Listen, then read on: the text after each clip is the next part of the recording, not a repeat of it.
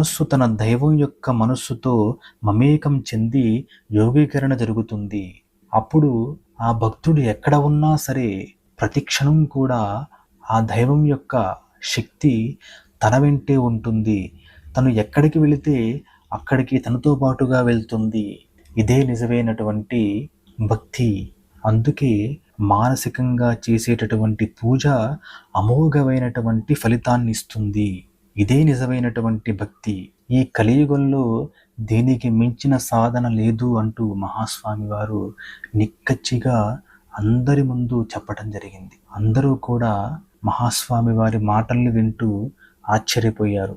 చూసారా, మహాస్వామి వారు ఏది చెప్పినప్పటికీ కూడా అతి సామాన్యులకు ఏ విధంగా ఒక పరిహారాన్ని ఇవ్వాలి, ఇప్పుడున్నటువంటి కలియుగానికి రాబోయేటటువంటి ఎన్ని యుగాలు దాటినప్పటికీ కూడా ఈ మనసుతో చేసేటటువంటి ఈ పూజ ఏదైతే